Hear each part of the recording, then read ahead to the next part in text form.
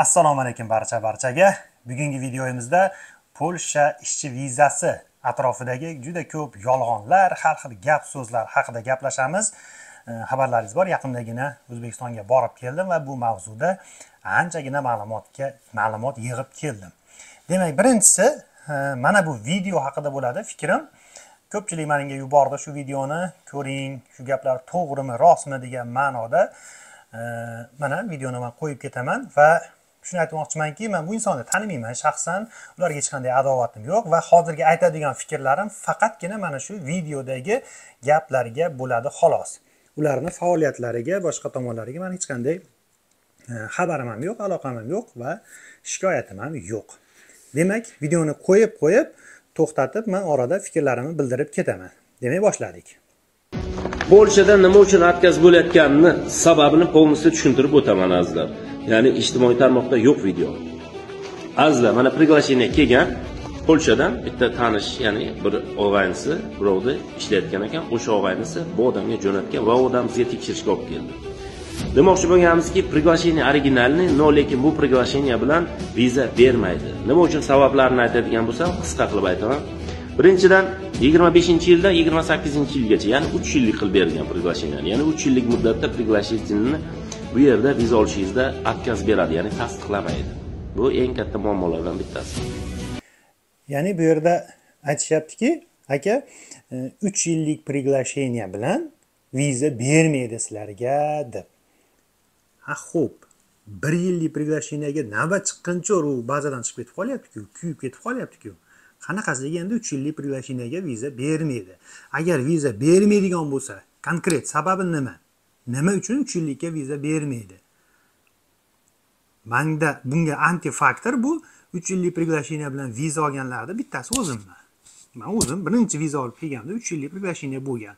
Undan tashqari men aniq ishonaman, shu videoni ko'rib o'tirganlarning ichida albatta 3 yillik taklifnomalar bilan viza olgan odamlar bo'lgan, borligi aniq va iltimos qilardim kommentariyaga yozib ketinglar. Shu haqida men juda ko'pchilikni ko'rganman, shu yillik taklifnomalar bilan viza olganlarni. Ya'ni sizda 3 yillik taklifnoma bor bo'lsa, sizga viza bermaydi degan mutlaqo bunday fikrni aytishni o'zim noto'g'ri deb hisoblayman. Chunki xo'p, 3 yillikka viza bermaydigan bo'lsa, xo'p, o'sha 1,5 yil, 2 yilliklarda hammasiga viza berib yuborayotgani yo'q, ularga ham atkaz olyapti.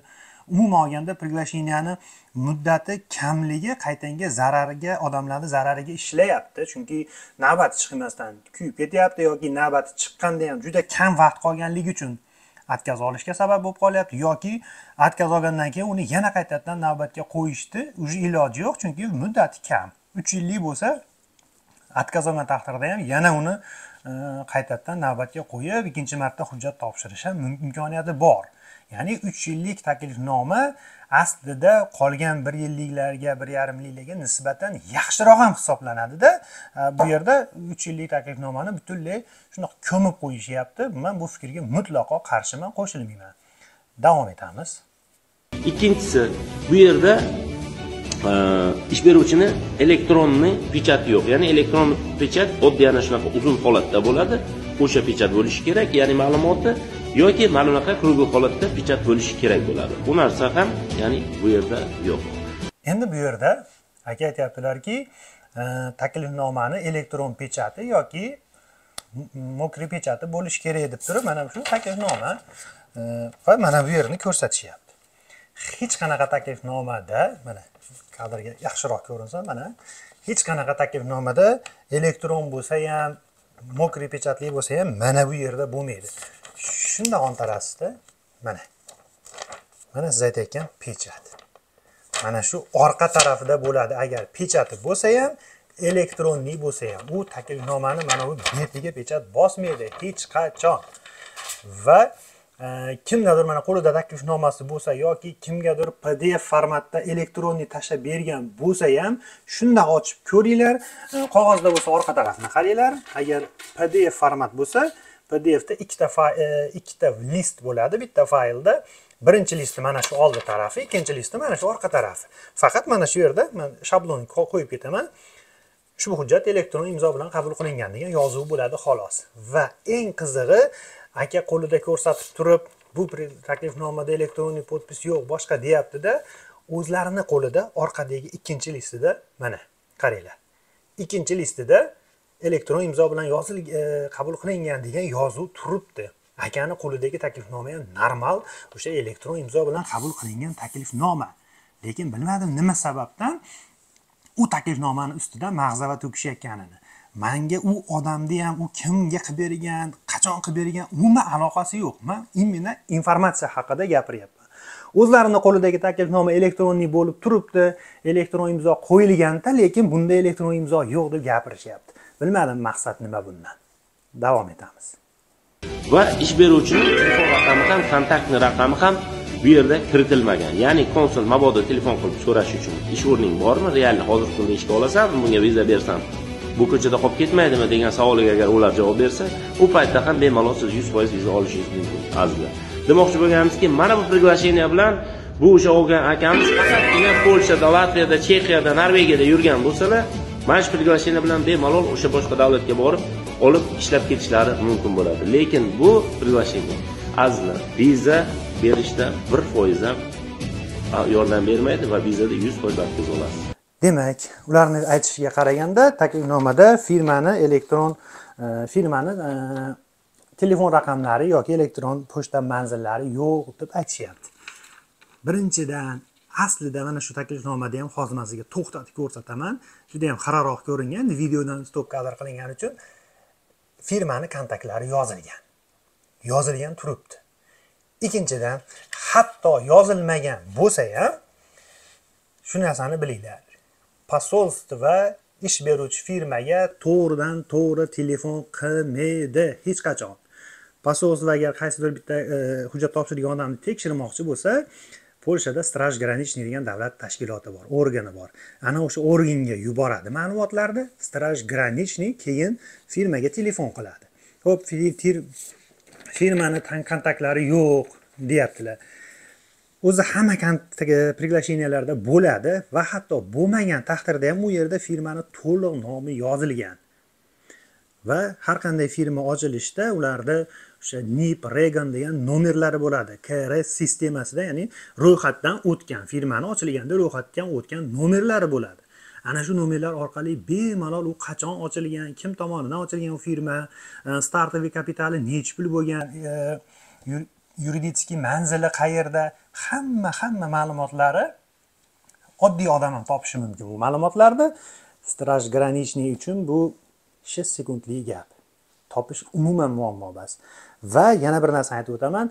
O'zim bilan bo'lgan holat, to'g'ri bu ishchi vizaga emas edi, gostivoy vizaga, mehmon viza uchun taklifnoma qilganman oilam uchun.